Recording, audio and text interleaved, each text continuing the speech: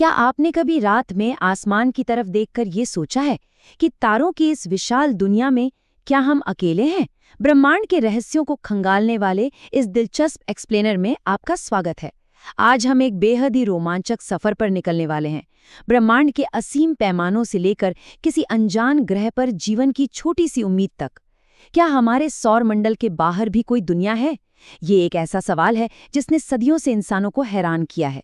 लेकिन सबसे अच्छी बात यह है कि आज विज्ञान के पास इसका जवाब है। जरा इस नंबर पर गौर कीजिए। 6273 अप्रैल 2026 तक नासा के एक्सोप्लैनेट आर्काइव ने इतने बाह्य ग्रहों या एक्सोप्लैनेट्स की आधिकारिक तौर पर पुष्टि कर दी है।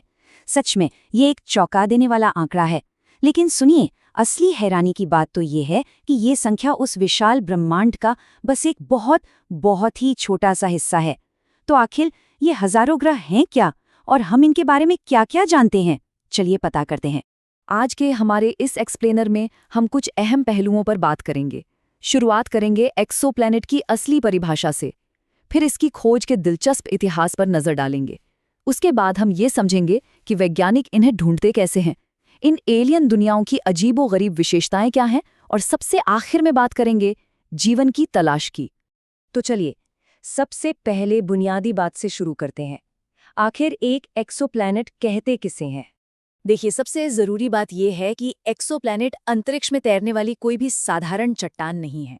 अंतर्राष्ट्रीय खगोलीय संघ ने इसके लिए एक बहुत ही सख्त नियम बनाया है।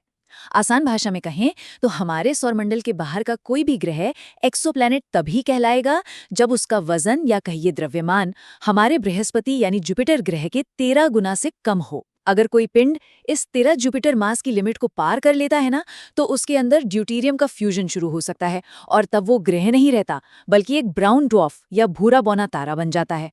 मतलब अंतरिक्ष में चमकने और तैरने वाली हर चीज ग्रह नहीं होती।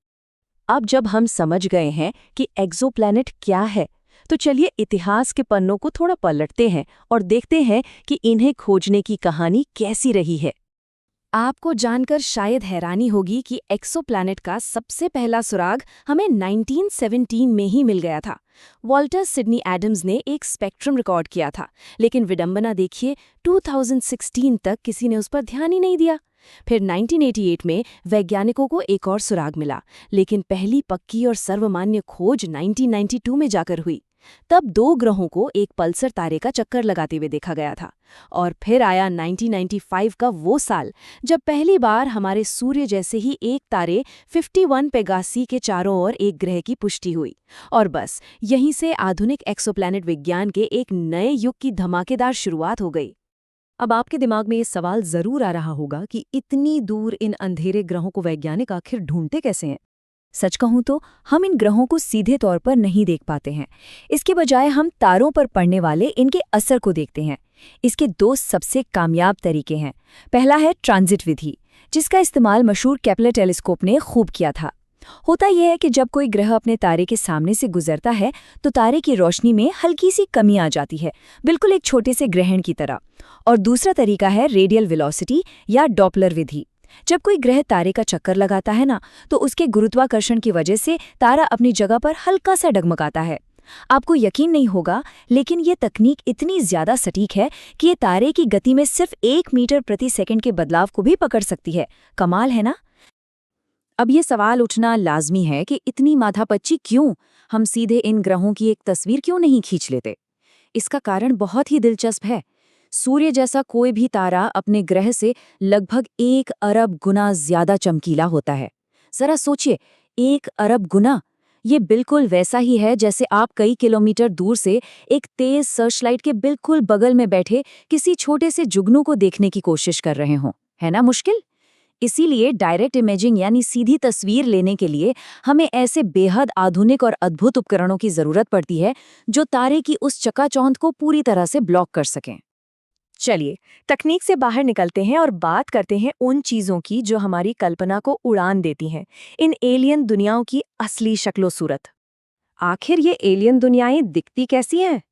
क्या ये हमारी पृथ्वी जैसी ही शांत और सुंदर हैं, या फिर हमारी कल्पना से भी कहीं ज्यादा अजीब? आइए डेटा से मिली कुछ सबसे विचित्र और हैरान करने वाली खोजों पर एक नजर डालते हैं। तैयार हो जाइए, क्योंकि यहाँ हकीकत किसी साइंस फिक्शन से भी ज्यादा अजीब है। सबसे पहले ट्रेस 2b से मिलिए। ये एक हॉट जुपिटर है जो कोयले या काले पेंट से भी ज्यादा काला है। क्यों?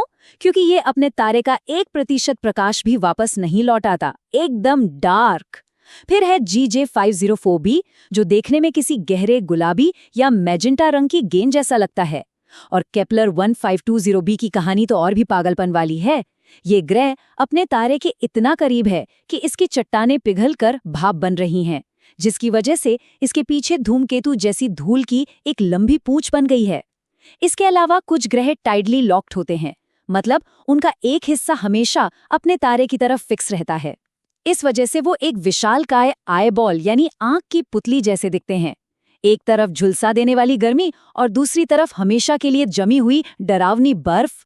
और अब हम इस एक्सप्लेनर के सबसे रोमांचक और गहरे हिस्से पर आते हैं, ब्रह्मांड में जीवन की तलाश। आपने हैबिटेबल जोन या गोल्डीलॉक्स जोन के बारे में जरूर सुना होगा। ये किसी तारे के आसपास का वो इलाका है जहां का तापमान न बहुत ज्यादा गर्म होता है और ना ही बहुत ज्यादा ठंडा, बल्कि एकदम परफेक्ट होता है। इतना परफेक्ट कि वहां मौजूद किसी ग्रह की सतह पर तरल पानी आराम से बना रह सके। और जैसा कि हम सभी जानते हैं, जहां पानी है वहां जीवन की उम्मीद है। लेकिन दोस्तों, ये बात जितनी आसान लगती है, असल में उतनी है नहीं। सिर्फ गोल्डीलॉक्स जोन में होना ही काफी नहीं होता। किसी ग्रह का रहने लायक होना एक बहुत ही नाजुक संतुलन का खेल है। ग्रहों पर स्नोबॉल जैसी स्थितियां भी आ सकती हैं, जहां बर्फ इतनी ज्यादा सूरज की रोशनी वापस फेंक देती है कि पूरा का पूरा ग्रह ही जम जाता है। वहीं दूसरी तरफ एक चीज होती है टाइडल हीटिंग। अगर कोई ग्रह अपने तारे या आसपास के ग्रहों के गुरुत्वाकर्षण में फंसा है, तो अंदरूनी घर्षण से इतनी गर्मी पैदा हो सकती है कि एक जमे हुए ग्रह की बर्फ के नीचे भी पूरा का पूरा विशाल महासागर बन जाए। और हाँ, हमें जमीन के नीचे वाले जीवन को कभी नजरअंदाज नहीं करना चाहिए। हमारी अपनी पृथ्वी का आधा बायोमास जमीन के नीचे रहने वाले सूक्ष्म जीवों का है। तो सोचिए, सतह पूरी तरह से बर्फ से जमी होने के बावजूद किसी ग्रह की गहराइयों में जीवन आराम से पनप सकता है। तो अब सबसे बड़ा सवाल, ऐसे रहने लायक ग्रह आखिर कितने हो सकते हैं? जवाब है 5 में से 1। जी हाँ, शोधकर्ताओं का अनुमान है कि हमारी आकाशगंगा में सूर्य के जैसे दिखने वाले लगभग हर 5वें तारे के पास अपने हैबिटेबल जोन में एक पृथ्वी के आकार का ग्रह हो सकता है। जरा सोचिए, ये आंकड़ा अपने आप में कितना ज्यादा उम्मीद जगाने वाला है। अब इसी आंकड़े को जरा ब्रह्मांड के स्केल पर रखकर देखते हैं। हमारी अपनी आकाशगंगा यानी मिल्की वे में ही लगभग 200 अरब तारे हैं। जब हम उस 5 में से 1 वाले गणित को इस बड़े पैमाने पर लगाते हैं और उसमें लाल बौने तारों को भी जोड़ लेते हैं, तो अनुमान ये कहता है कि सिर्फ हमारी आकाशगंगा में, ध्यान दीजिएगा, सिर्फ हमारी आकाशगंगा में 40 अरब पृथ्वी के आकार के ऐसे ग्रह हो सकते हैं जहां जीवन पनपने की संभावना हो। पूरे 40 अरब। तो अंत में बस यही सोचने वाली बात रह जाती है कि केवल हमारी अपनी मिल्की वे आकाशगंगा में 40 अरब संभावित रहने योग्य दुनियाएं मौजूद हो सकती हैं।